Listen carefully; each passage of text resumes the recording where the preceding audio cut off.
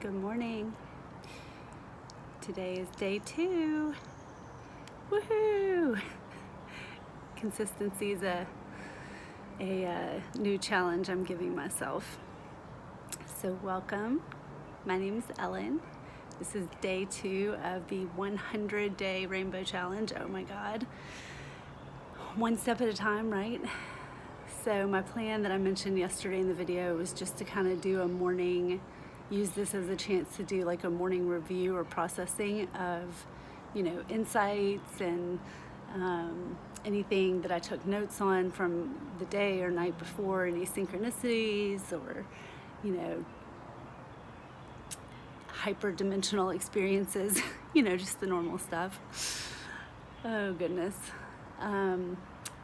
Yeah, the energy last night was pretty magical.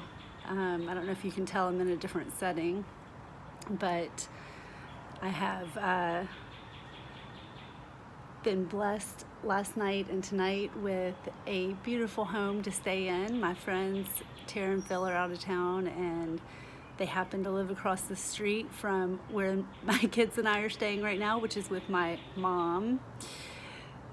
Yeah, we moved in there in November so I could save money for a few months to get a security deposit saved up for a new place.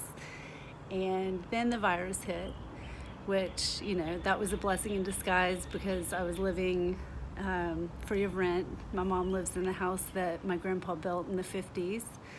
And so that's a huge blessing because I was one of the workers furloughed from the restaurant that I work at. So anyway, getting a night to myself or 2 nights is like heaven.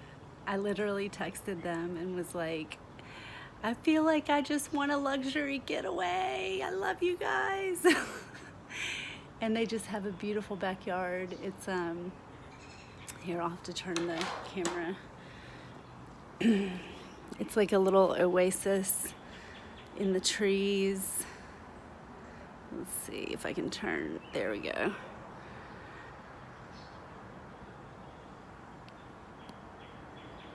Actually, let's see, I'm pointed towards their neighbor's yard. Here's their beautiful yard. They've got that little bridge. It's just so nice. And the birds are just amazing this morning. I actually was out here for sunrise and just watching the world wake up. The light slowly coming in, the birds waking up, the green plants and trees being illuminated by the sun and just coming to life and sparkling. Yeah, it's been a magical morning. I hope everyone's doing well. Let's see, what day is it? It's Sunday, the 24th of May, 2020. And we are a couple of days past the new moon now. So I guess we'll be seeing the first little sliver moon here soon. That's actually the lunar phase I was born into, so I might be feeling that familiar energy. I was born with my moon 28 degrees past my sun, so 2 days after a new moon, actually. So we're exactly 2 days after this new moon. And that little sliver crescent moon, I learned from my teacher Gemini Brett, is also called Diana's bow, which I love. Yeah. I'm just really feeling the earth and just the beauty of nature and the miracle of life and what each new day offers, like what a ride. And we get to experience it all. That's the whole deal. When we're in spirit, we don't have the polarity to experience. And polarity is what gives us the ability to know what center is. You know, if you've been on both ends of the spectrum and realize that they both exist like a pendulum that can swing one way or the other, well, then that leaves to reason that it can also settle right in the middle, in the center, and that you can experience those things and still swing back to the middle and find that center and experience all of the opportunities that life gives us to know, you know, what our preference is, to try things and to experience emotions that are pleasant and unpleasant, and to find out what works for us and what, you know, makes our soul feel free. I had a huge breakthrough last night. I actually wrote a declaration of self, and it just felt really, really, really powerful. I have a lot of Pisces placements in my chart, and those of you that know astrology, you know, Pisces is the 12th house. It's like where we merge back into spirit. It's Neptune, so it's like when everything dissolves to then be born again.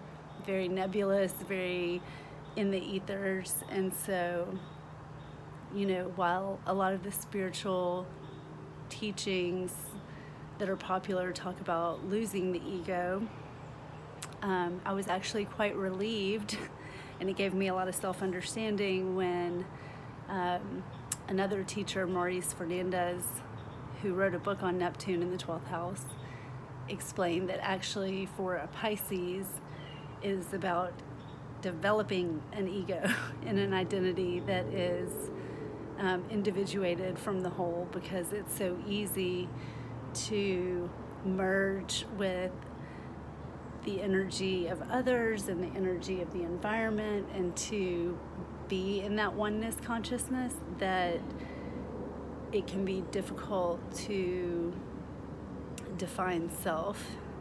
And without, I'm kind of understanding this as I'm talking, so I guess I see the value in this, but without having a sense of self as a part of the whole, but still a unique individual expression of that whole, then it can leave you vulnerable to, first of all, absorbing just everything around you, even the stuff that doesn't serve you, you know, or serve me. Let me just talk in first person. That's been a huge life lesson, is like discerning what's my energy and what is the energy around me, because that has not always been easy. And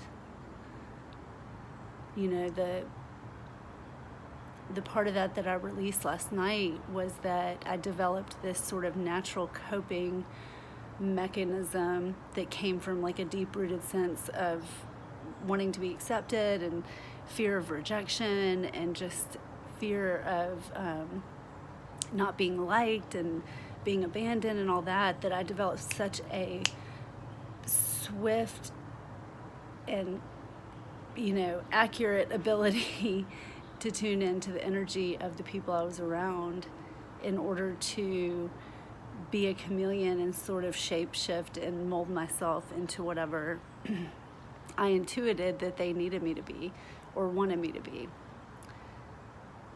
You can see where that would be very detrimental to self if not balanced with a strong foundation, a strong root, a strong sense of, you know, self-empowerment, a strong solar plexus. And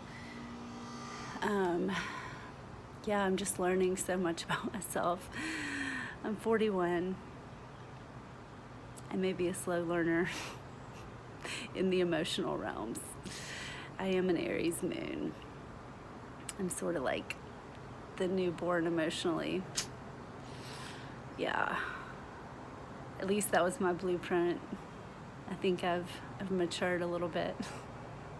Maybe I'm a Gemini moon now. No, actually my progress moon is about to be full. It's in Libra now. And actually next year I'll have my progressed full moon, so the moon will be 180 degrees from where it was when I was born. You know, I think I said that wrong. Actually, it'll be more than 180 degrees because it'll be opposite my progressed sun, which will be 22 Aries. So the moon will be 22 Libra, and my natal moon is 7 Aries. So what would that be? Let's see, 195 degrees. Yeah. Anyway, okay, I'm rambling now. I think I'll splice in my my self-portraits and my little story that I wrote, just to give a hint. The title is "The Day the Inner Felt Safe to Meet the Outer." Stay tuned. Love y'all.